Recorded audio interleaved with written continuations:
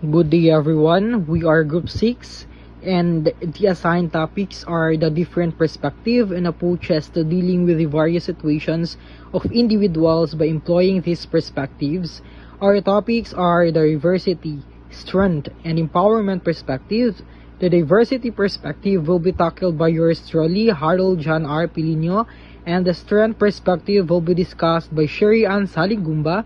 The empowerment perspective is assigned to my co-members, which are Francesca Palmera and Mart Dominic Presores. The objectives of our topics are the following: define the different perspectives, explain the purpose of diversity, strength, and empowerment perspective, apply the different approaches in varied situations of individuals. Lastly is evaluate how the perspectives assist individual. Good day everyone, my name is Harold John R. Pilino of Group 6, and now I will discuss to you the diversity perspective. First is, what is diversity? Diversity is any dimension that can be used to differentiate groups and people from one another. It means that, in a nutshell, it's about empowering people by respecting and appreciating what makes them different in terms of age, gender, ethnicity, religion, disability, sexual orientation, education, and national origin. Jumping off to the main topic, which is the diversity perspective. Now, diversity perspective is exploring diverse perspective requires the ability to recognize the origins and influences of one's cultural heritage and identity in order to engage and learn from perspective and experiences different from one's own. So the goal of diversity perspective is to develop the capacity to understand the interrelationship between multiple perspectives such as personal, social, cultural, disciplinary, environmental, gendered, economic, local, and global. A commitment to diverse perspective means recognizing world communities' contributions to global knowledge and to specific fields of study. There are 4 types of diversity. We have internal diversity, external diversity, organizational diversity, and worldview diversity. Now, to further define diversity is to understand the factors that can play into diversity. Some things are visible on the outside, but others are just part of the way people were born. These distinctions are the grounds for how the 4 categories of diversity were created. A good way to think of the four types of diversity is as dimensions or classification that each hold their own list of different applicable subsets. The first types of diversity is internal diversity. So, internal diversity characteristics are ones related to situations that a person is born into. Examples: race, ethnicity, age, national origin, sexual orientation, cultural identity, assigned sex, gender identity, physical ability, and mental ability. Second type of diversity is external diversity. In the context of diversity, the term external is used to describe things that are related to a person, but are not characteristics that a person was born with. While external diversity can be heavily influenced by other people and their surroundings, even forcibly so, they ultimately are aspects that a person can change and often do over time. Examples: personal interest, education, appearance, citizenship, religious beliefs, location, familial status, relationship status, socioeconomic status, and life experiences. Third is organizational diversity. Organizational diversity, also called functional diversity, relates to the differences between people that are assigned to them by an organization. Essentially, these are the characteristics within a workplace that distinguish characteristic one employees from one another.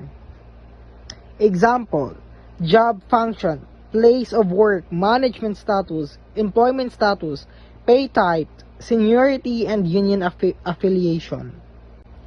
The last type of diversity is worldview diversity. The fourth type of diversity is commonly known as worldview. Even though there are multitude of factors that comes together to form our worldview, including our internal, external, and organizational diversity. Characteristics. At the end of the day, everyone has a worldview that they aligned with. Examples: political beliefs, moral compass, outlook on life, and epistemology. That would be all. Thank you. Good day everyone, I am Shara Saligumba. Now let's talk about the strength perspective. The strength perspective is an approach to social work that puts the strengths and resources of the individuals in society visible and improves social change through the helping process. Also, it was created as a corrective and transformative challenge to predominant practices and policies that curtail people's strength and their potential for facing deficits, pathologies, dilemmas, and dysfunctions. It is the strength-based values and attitudes that are the primary drivers of the intervention process and outcomes, not skills and knowledge.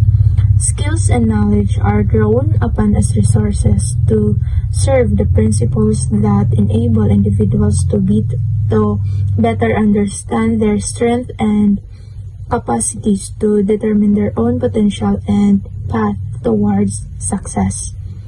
Community care providers and their workers cannot be experts on the people they work with and ultimately know the answers and solutions to people's problems.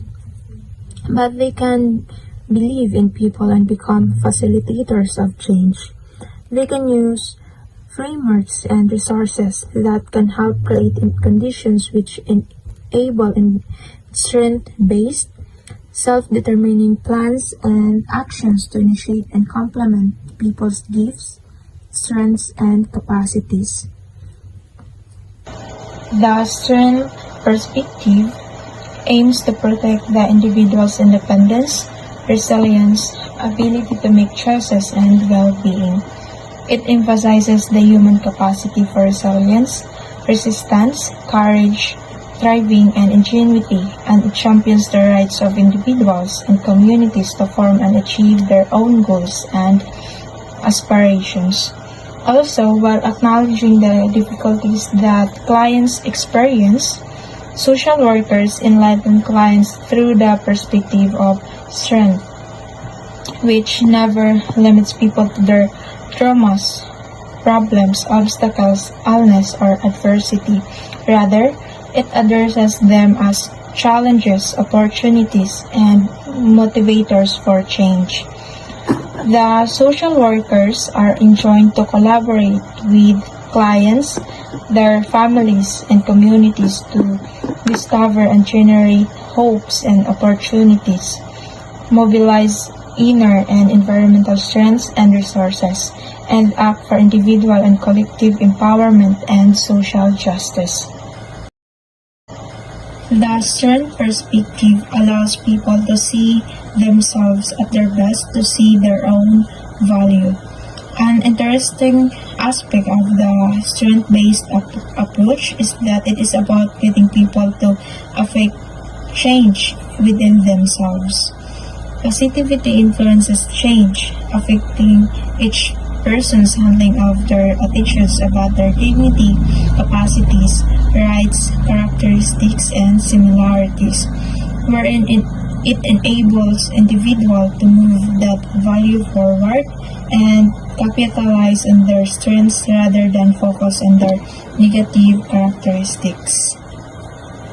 In social work, the strengths perspective acknowledges that people face obstacles in life that they may perceive as problems, but that they also possess inherent strengths that allow them to develop and devise solutions to those obstacles.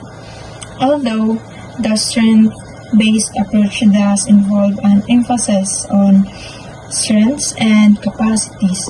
It also integrates the principles of social justice, which is the inclusion, collaboration, self-determination, transparency, respect, the sharing of resources, and regard for human rights. The right of individuals to genuine ownership and participation in the process of change they are engaged in. The second is the enabling people to engage in strategies, relationships, and reflection where they identify and define their strengths, capacities, aspirations, and goals. Third is to embrace the sharing of power and resources and to ensure that power imbalances between workers, agencies, and those with whom they work are acknowledged and addressed fairly. So all practice needs to be open, transparent, consultative, inclusive, and collaborative. Last is recognizing and taking steps to address structural and cultural dimensions of a person's life that limits their ability to control their own lives. Recognizing and concerned with ways that dominate culture and beliefs potentially constrain growth, choice, and change for individuals, groups, families, communities, and organizations. Principles of just practice invite community organizations to continually be aware of and address the structural, social, political, and economic realities that marginalize and disempowered people. It also invites exploring and addressing the ideas and beliefs that define people and what is possible for them. Next is History of Strength Perspective. A strengths-based approach was initially developed at Kansas University in the year of 1989 by the faculty and students at University of Kansas for use with adults with psychiatric disabilities served by community mental health centers. These innovators included Professor Charles Rapp, doctoral students Runa Chamberlain, Wallace T. Starr, W. Patrick Sullivan, and others. In 1989, the recently appointed Dan Ann Wick and colleagues at Kansas University were the first to formally name and articulate the strengths perspective in an essay for the journal Social Work. The 1980s was the rising of strengths-based approach, which is now coming to be one of the most influential perspectives in the field of both social work theories and practice. It is an attempt in response to the demand for ending the long-standing conflict between social work values and practice caused by the traditional deficit-focused approach, and for the search of the essence of social work. Also, to address a system in which practitioners recognize the authority and assets a client possesses in the client's frame or reference to their life story. Strength-based approach was a stance taken to oppose a mental health system in which a new model, the strengths-based case management, was developed to deal with the main problems faced in the social work practice when applying the traditional deficit-focused perspective that overly focused on diagnosis, deficits, labeling, and problems initially implemented in case management, moving into other areas of social work and the helping professions. Next is examples of strength perspective. Each of us encounters difficulty at some point in life. In crisis mode, the last thing we may want to think about is our strengths. However, when these trying situations arise, we need help in identifying our strengths. It is vital for healthcare professionals working with people going through crisis to lessen and identify strengths and resources. For certain clients, pursuing support and attending an appointment is a big task, and it should be recognized as a strength. For instance, if you are helping someone who does not have safe and secure housing, it may be important to empower them to build strong relationships with their family and friends. Another great way to empower your clients is remind them to utilize their resources, resilience, and strength to tackle any challenges. A great part of applying strength perspective is that people's strengths will crop up. It becomes natural for the client to share their strengths, and when reflecting to the client, it can be helpful to acknowledge and validate those strengths.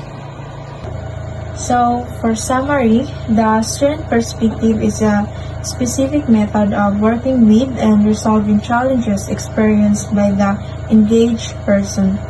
It does not attempt to ignore the problems and difficulties.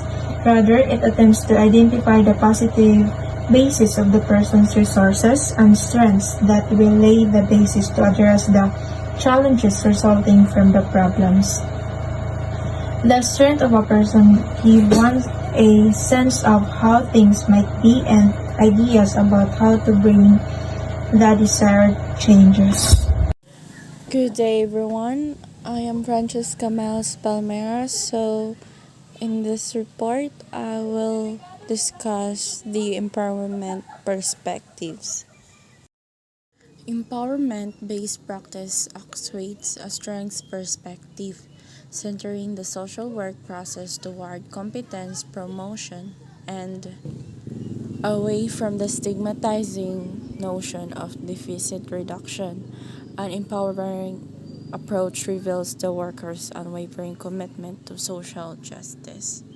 So, this approach operates on the assumption that we all benefit when we acknowledge every person's rights and responsibilities to contribute and receive from community participation in a reciprocal relationship. Human, individual, and social systems are in perpetual motion, either getting better or getting worse at any given moment.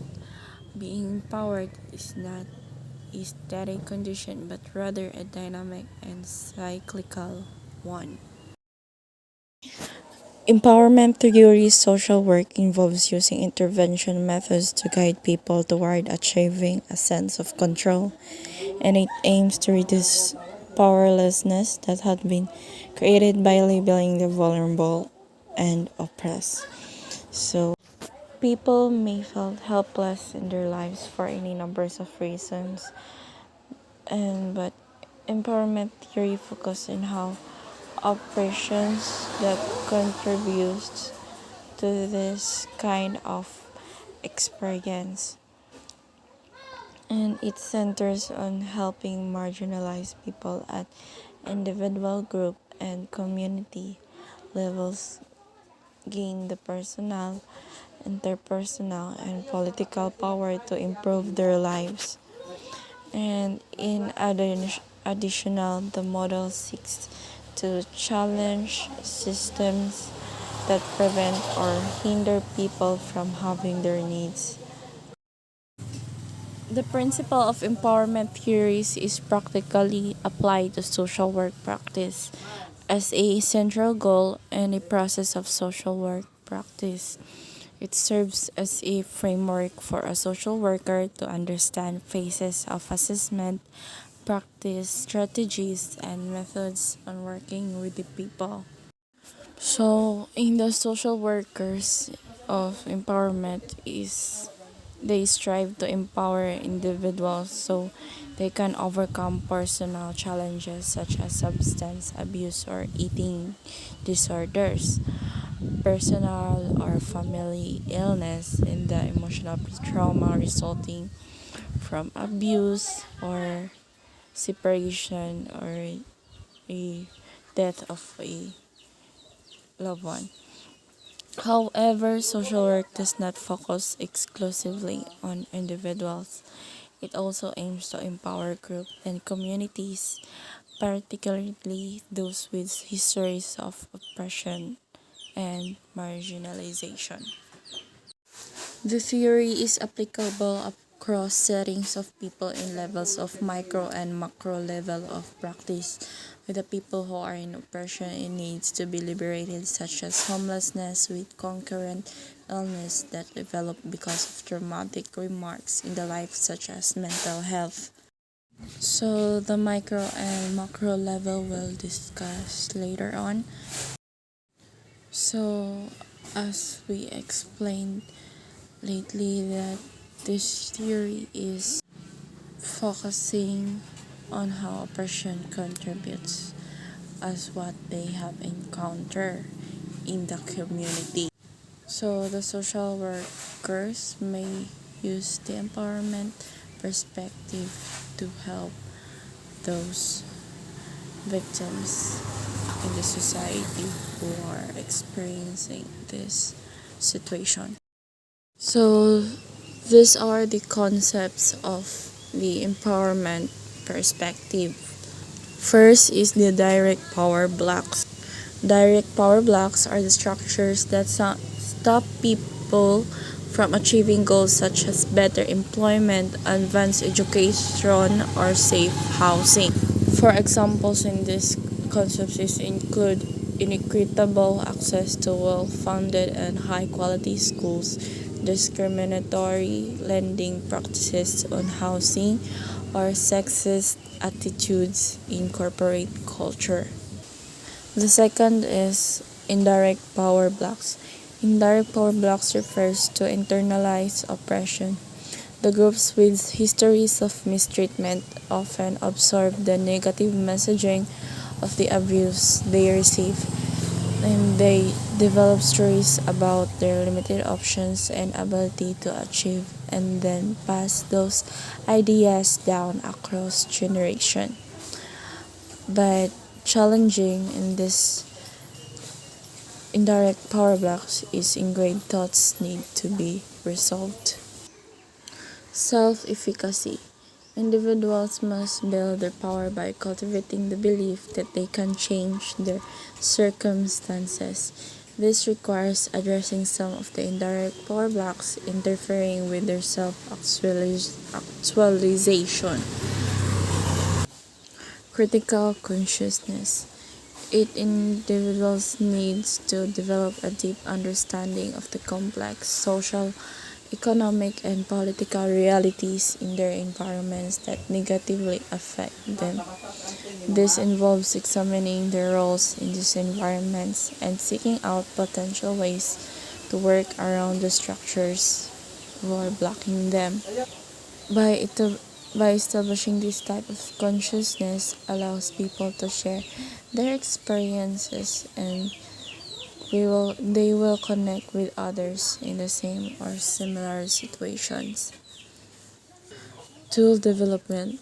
This building awareness is important, but without the interventions that address negative thinking patterns and unfair social and political realities, people can only get so far. So in the tool development, there are two levels of tools, which is the micro level and the macro level. So micro level